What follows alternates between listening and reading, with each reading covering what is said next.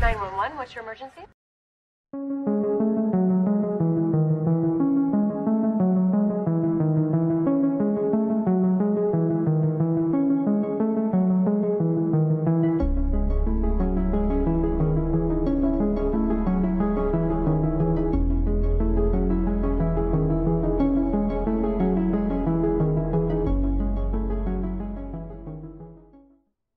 Hola amigos, espero que estén todos súper bien. Yo soy Mika y les doy la bienvenida a este nuevo episodio de Un Rato de Misterio. En el día de hoy les voy a presentar la cuarta edición del Delivery Misterioso, y esta vez es una historia de abducción extraterrestre. Antes de empezar, los invito a seguir el podcast desde la plataforma que me estén escuchando, ya que eso ayuda un montón a que estos episodios sigan circulando y esta comunidad crezca cada día más. Ahora sí, una vez más y como siempre, los invito si quieren a buscar un té, un café, lo que les guste tomar, y empezamos con el caso.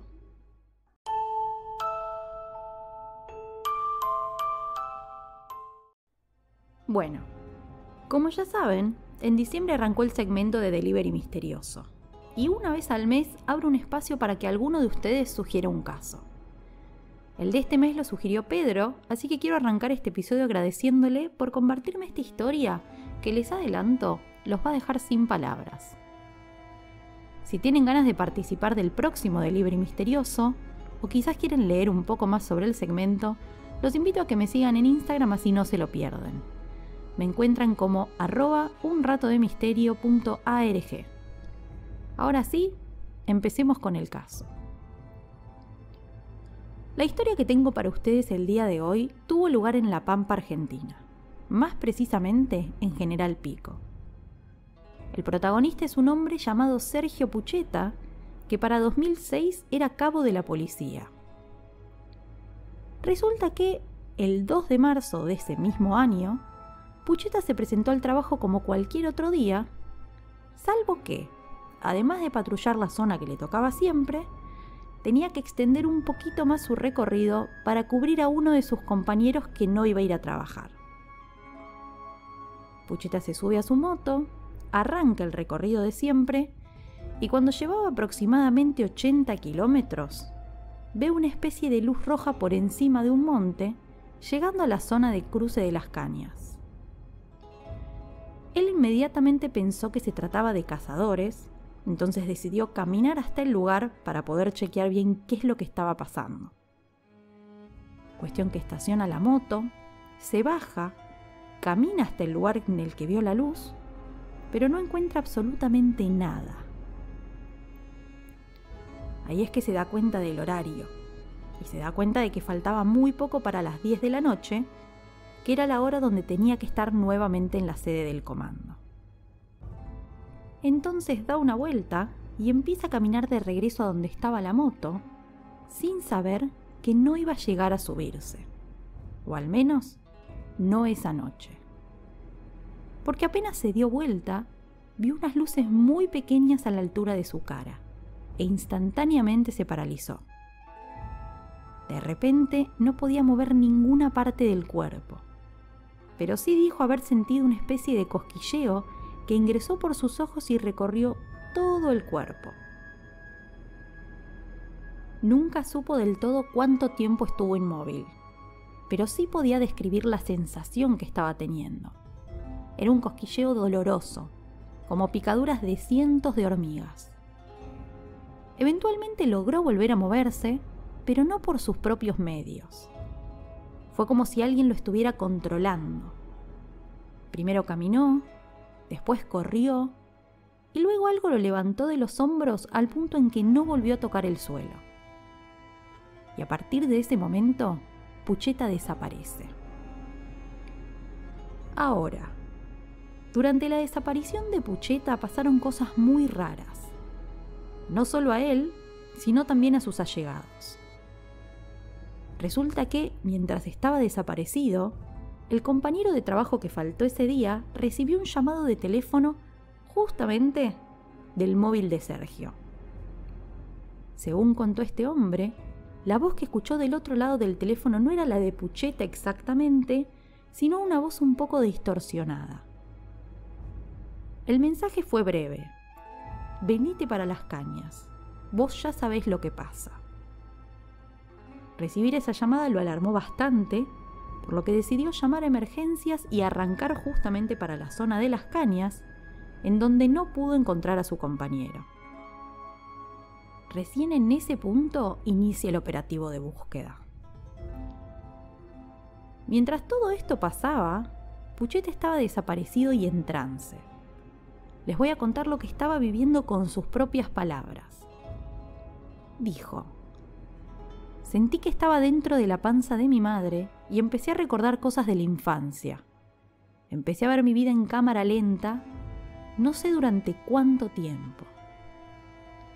Eventualmente sintió que se había despertado y se dio cuenta que frente a él había un bulto grande y negro de aproximadamente 3 metros de alto y de ancho.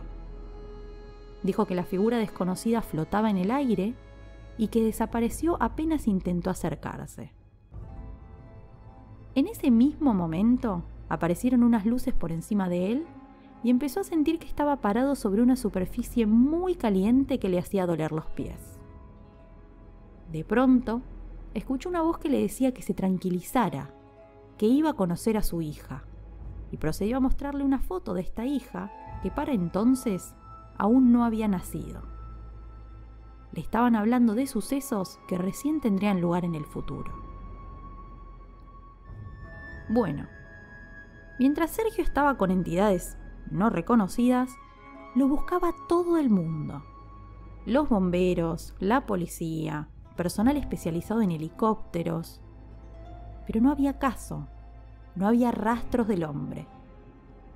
Lo único que encontraron en el lugar de los hechos fue su moto, su celular y el arma totalmente desarmados, junto con unos cartuchos. Eso fue todo. Pero revisaron la zona y notaron además algo peculiar. En el suelo había huellas que presumían eran de Sergio. Entonces las empezaron a seguir. Al principio eran huellas normales, como las de alguien que camina como caminamos todos, pero luego la distancia entre huella y huella empezó a hacerse cada vez más grande, al punto que entre una y otra llegaban a haber 7 u 8 metros de distancia. Continuaron detrás del rastro de huellas por unos 2 kilómetros aproximadamente, hasta que en un punto desaparecieron por completo, algo que justo coincide con el relato de Sergio sobre lo sucedido. Pero eso no es lo único raro en la investigación de este caso.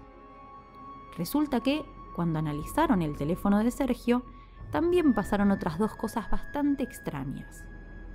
Por un lado, la fecha que figuraba en la pantalla del teléfono cuando lo lograron encender era del año 2028, mientras que los hechos estaban sucediendo en el año 2006.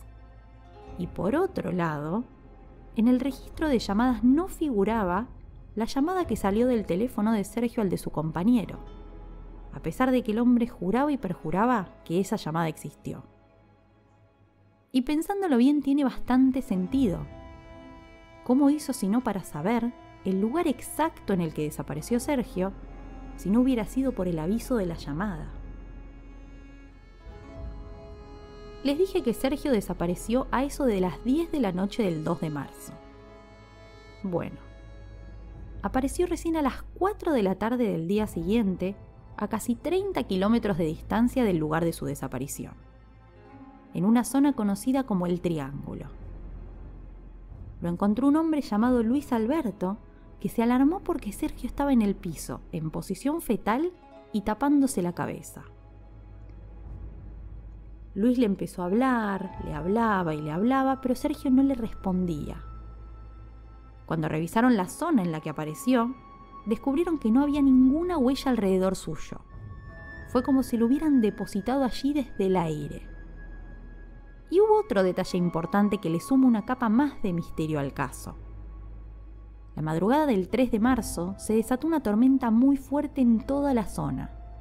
Sin embargo, tanto Pucheta como su uniforme de policía estaban totalmente secos y limpios. Eventualmente, el hombre que encontró a Pucheta avisó a las autoridades y en breve llegó el comisario Ayala al lugar, que era el superior de Sergio. Hasta ese momento, Sergio no había respondido nada, y según él, escuchaba sin parar una voz en su cabeza que le decía: si te quedas acá, te venimos a buscar otra vez. Pasado un buen rato logró pararse, abrazar a su superior y recién ahí rompió en llanto. Durante mucho tiempo, Sergio no habló de lo que le pasó. Tenía vergüenza de ser juzgado o de que no le creyeran, algo que es bastante común entre las personas que tienen este tipo de encuentros. Si bien nunca se fue de La Pampa, tampoco volvió a tener una experiencia igual a la del 2006. Solamente algunas menos relevantes. En entrevistas que hizo años después de los hechos, contó que jamás dejó de tener miedo y que cree que nunca va a dejar de tenerlo.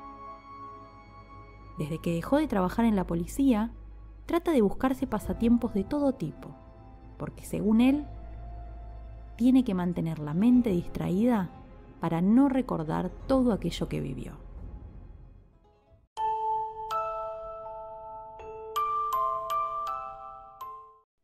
Espero que les haya gustado este nuevo episodio del podcast y les agradezco por haber llegado hasta acá. Si quieren, pueden apoyar esta producción desde cafecito.app/unratodemisterio y también suscribiéndose, dando like o compartiendo su episodio preferido con otras personas. Queridos amigos, eso ha sido todo por hoy. Les mando un beso grande y los despido. Hasta el próximo episodio.